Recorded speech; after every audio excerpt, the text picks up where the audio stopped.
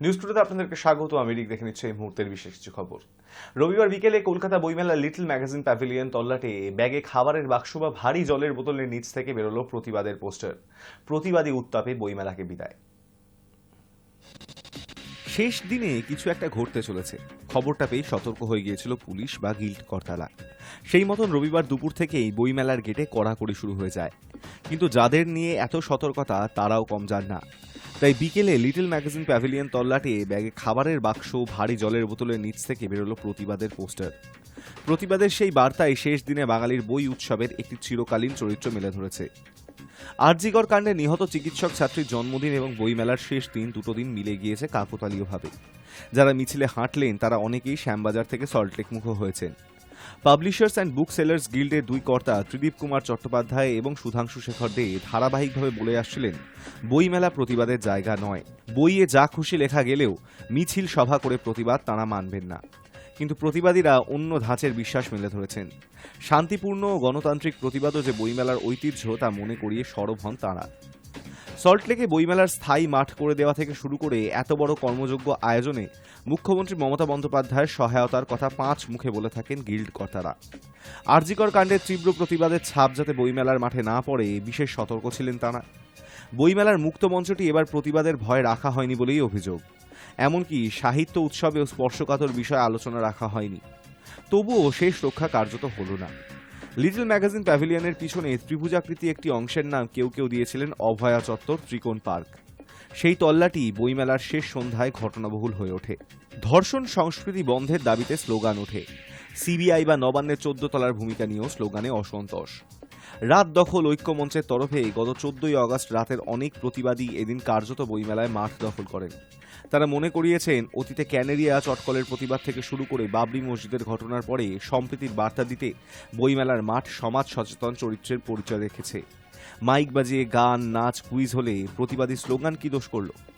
5 বছর আগে নাগরিকত্ব আইন বিরোধী প্রতিবাদেও বইমেলার মাঠে নির্বিচারে পুলিশ লাঠিতে নিন্দার ঝড় উঠেছিল। এই দিন পুলিশের ভূমিকা পরিণত। নজর রাখলেও পুলিশ সংঘাতে যায়নি। লিটল ম্যাগাজিন চত্বর এবং ছাত্র সংগ্রামের স্টলের পাশে প্রতিবাদ দেখা যায়। সন্ধ্যা 7:30 পর্যন্ত চলেছে প্রতিবাদ। শেষ দিনের আড্ডা, গল্প, বই কেনার মেজাজটাও একই রকম। গিল্ড কর্তারা জানান, গতবারের থেকে একদিন কম হলেও 27 লক্ষ জনতা এসেছে। কেনাকাটার হার গতবারের থেকে 5 থেকে 10% বেশি। Hi news network. জীবনের প্রথম বড় পরীক্ষা, আজ থেকে শুরু মাধ্যমিক। প্রতি বছরের মতো এবারও মাধ্যমিক পরীক্ষার জন্য বিশেষ ব্যবস্থা করা হয়েছে। পরীক্ষা কেন্দ্রে চলবে কড়া নজরদারি। কঠোর নিরাপত্তার মধ্যে 10ই ফেব্রুয়ারি থেকে মাধ্যমিক ও মাদ্রাসার পরীক্ষা শুরু হলো। এবার মাধ্যমিকে 9,84,953 জন পরীক্ষা দিচ্ছে, যার মধ্যে ছাত্রী 5,55,950 জন। ছাত্রের সংখ্যা 4,28,803। 22 ফেব্রুয়ারি পরীক্ষা শেষ হবে। মধ্যশিক্ষা পর্ষদের পক্ষ থেকে জানানো হয়েছে, পরীক্ষা কেন্দ্রে পরীক্ষার সময় কোনো ইলেকট্রনিক গ্যাজেট থাকবে না। পরীক্ষা চলাকালীন যদি তা পাওয়া যায় তাহলে তার পরীক্ষা বাতিল হবে। গত বছর 45 জনের পরীক্ষা বাতিল হয়েছিল। পরীক্ষার্থীদের চেকিং শিক্ষকরাই করবেন। পরীক্ষা শুরু হওয়ার আগেই শেষবার ঘোষণা করে জানিয়ে দেবেন, যদি তার কাছে ইলেকট্রনিক গেজেট থাকে তাহলে যেন জমা দিয়ে দেওয়া হয়। পর্ষদের পক্ষ থেকে জানানো হয়েছে, প্রথম দিন সকাল 9:30 থেকে ছাত্রছাত্রীরা পরীক্ষা কেন্দ্রে ঢুকতে পারবে। 2683টি পরীক্ষা কেন্দ্রে পরীক্ষা নেওয়া হচ্ছে। এদিকে মাধ্যমিক পরীক্ষার্থীদের জন্য সরকারের তরফে বিশেষ বাস পরিষেবাও চালু করা হয়েছে। মাধ্যমিক পরীক্ষার প্রত্যেক দিন অর্থাৎ 10, 11, 15, 17, 18, 19, 20 এবং 22 ফেব্রুয়ারি স্পেশাল বাসের ব্যবস্থা করা হয়েছে। বাসগুলিতে পরীক্ষা স্পেশাল বোর্ড লাগানো থাকবে, তবে বাকি যাত্রীরাও উঠতে পারবেন সেই বাসে। সকাল 8:45 থেকে স্পেশাল বাস চলবে। দুপুরেও পরীক্ষা শেষের পর 2:15 থেকে স্পেশাল বাস চলবে। বিভিন্ন রুটে চলবে বাস, যেমন দক্ষিণেশ্বর, এসপ্ল্যানেড, কুদঘাট, বেহালা, হাওড়া, গড়িয়া সহ একাধিক বাস। পাশাপাশি মাধ্যমিক পরীক্ষার্থীদের জন্য রাজ্য সরকারের তরফে হেল্পলাইন নম্বরও চালু করা হয়েছে। পরীক্ষার্থীরা যে কোনো সমস্যায় পড়লেই এই নম্বরে ফোন করতে পারেন। 24 ঘন্টা কন্ট্রোল রুম খোলা থাকছে। এই হেল্পলাইন নম্বরগুলি হল 033-232-13813 এবং 03325392277। কলকাতা পুলিশেরও হেল্পলাইন নম্বর রয়েছে, তা হল 9432610039। Hi news network.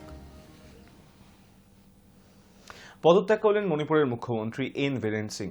রবিবার ইম্ফলের রাজ্যপাল অজয় কুমার ভাল্লার সঙ্গে দেখা করে পদত্যাগপত্র জমা দিয়েছেন তিনি। পদত্যাগ করলেন মণিপুরের মুখ্যমন্ত্রী এন বীরেন সিং। কেন্দ্রীয় স্বরাষ্ট্রমন্ত্রী অমিত শাহের সঙ্গে বৈঠকের পর ইম্ফলে ফিরে ইস্তফা দেওয়ার কথা ঘোষণা করেছিলেন তিনি। রবিবার ইম্ফলে রাজ্যপাল অজয় কুমার ভাল্লার সঙ্গে দেখা করে পদত্যাগপত্রও জমা দিয়েছেন। সূত্রের খবর, গত বেশ কিছুদিন ধরেই দলের অভ্যন্তরে ও বাইরে দ্বিমুখী চাপের সম্মুখীন হতে হচ্ছিল বীরেনকে। এই পরিস্থিতিতে রবিবার সকালে নয়াদিল্লিতে অমিত শাহ এবং কেন্দ্রীয় মন্ত্রী জেপি নাড্ডার সঙ্গে দেখা করেন বীরেন সিং। সঙ্গে ছিলেন বিজেপি ও এনপিএফ এর 14 জন বিধায়ক। মাত্র 15 মিনিটের বৈঠকের পর ইম্ফলে ফিরেই বীরেন ইস্তফা দেন মণিপুরের মুখ্যমন্ত্রীর পদ থেকে। পদত্যাগপত্রে তিনি লিখেছেন, এতদিন মণিপুরের মানুষের সেবা করতে পেরেছি, এটা আমার কাছে সম্মানের। মণিপুরবাসীর স্বার্থ রক্ষার জন্য সময় উপযোগী পদক্ষেপ করা এবং নানা উন্নয়নমূলক প্রকল্প বাস্তবায়িত করার জন্য আমি কেন্দ্রীয় সরকারের কাছে কৃতজ্ঞ। উল্লেখ্য, মণিপুর বিধানসভার অনাস্থা প্রস্তাব আনার বিষয়ে ভাবনা চিন্তা করছিল কংগ্রেস। তাছাড়া বীরেনের নেতৃত্ব নিয়ে অসন্তুষ্ট ছিলেন সে রাজ্যের বিজেপি বিধায়কেরাও। ভোটাভুটি হলে বীরেন সরকারের পতনের সম্ভাবনা রয়েছে, এমনই আশঙ্কা ছিল। এই পরিস্থিতিতে বীরেনের পদত্যাগ ছাড়া কোনো গতি ছিল না। সূত্রে খবর, রবিবারের বৈঠকে তাকে সে কথাও বলে দেন অমিত শাহ। বীরেন সিং এর পদত্যাগ নিয়ে লোকসভার বিরোধী দলনেতা রাহুল গান্ধী বলেছেন, গত প্রায় 2 বছর ধরে মণিপুরে হিংসায় উস্কানি দিয়ে এসেছেন মুখ্যমন্ত্রী। গোষ্ঠী হিংসা এবং একের পর এক মৃত্যুতে যেখানে রাষ্ট্রের ধারণাকে ধ্বংস করেছেন তিনি, তা সত্ত্বেও তাকে সরাননি প্রধানমন্ত্রী নরেন্দ্র মোদী। এখন বীরেন সিং এর ইস্তফায় স্পষ্ট হয়ে গেল জনগণের চাপ, সুপ্রিম কোর্টের তদন্ত এবং কংগ্রেসের অনাস্থা প্রস্তাবের ফলেই এই সিদ্ধান্ত নিতে বাধ্য হয়েছে বিজেপি। গত 1.5 বছরেরও বেশি সময় ধরে অশান্ত মণিপুর। 2023 সালের মে মাসে প্রথম মেইতেই এবং কুকি জো সম্প্রদায়ের মধ্যে হিংসা ঘিরে উত্তপ্ত হয়ে ওঠে সে রাজ্যের পরিস্থিতি। মাঝে কিছুদিন বিরতির পর গত বছরের সেপ্টেম্বর মাসে মেইতেই এবং কুকি জনগোষ্ঠীর মধ্যে নতুন করে সংঘর্ষ শুরু হয়। জ্বালিয়ে দেওয়া হয় একাধিক বাড়িঘর। দফায় দফায় সংঘর্ষ চলে মণিপুরের বিস্তীর্ণ এলাকা জুড়ে। মুখ্যমন্ত্রীর পাশাপাশি রাজ্যের বেশ কয়েকজন বিধায়কের বাড়িতেও হামলা চালায় উন্মত্ত জনতা। রাজ্যের 5 জেলায় কারফিউ জারি করা হয়, বন্ধ করে দেওয়া হয় ইন্টারনেট পরিষেবাও। বিভিন্ন সরকারি এবং বেসরকারি সূত্র মতে মণিপুরে এ পর্যন্ত কয়েকশো মানুষের মৃত্যু হয়েছে, গৃহহীন হয়েছেন আরও অনেকেই। পরিস্থিতি নিয়ন্ত্রণে মুখ্যমন্ত্রীর ভূমিকা নিয়ে অতীতে বারংবার প্রশ্ন উঠেছে। গত বছরের শেষ দিনে মণিপুরবাসীর কাছে প্রকাশ্যে ক্ষমাও চেয়েছিলেন তিনি। সঙ্গে আশ্বাস দিয়েছিলেন 2025 সালে রাজ্যের স্বাভাবিকতা ফিরে আনবেন তিনি। অথচ সেই আশ্বাসের মাঝখানেই পদত্যাগ করলেন Biren Singh. Hi news Network.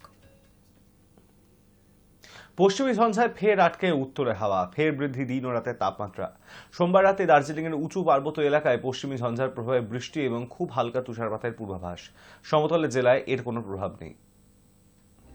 পশ্চিমী ঝঞ্ঝায় ফের আটকে উত্তরের হাওয়া, ফের বৃদ্ধি দিন ও রাতের তাপমাত্রা।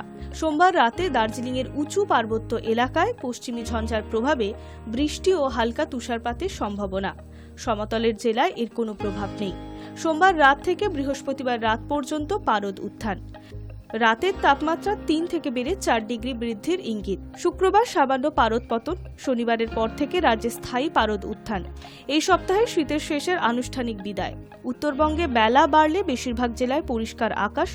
দক্ষিণ এবং কালিম্পংয়ের জেলায় মেঘলা বা আংশিক মেঘলা দেখা দিতে পারে।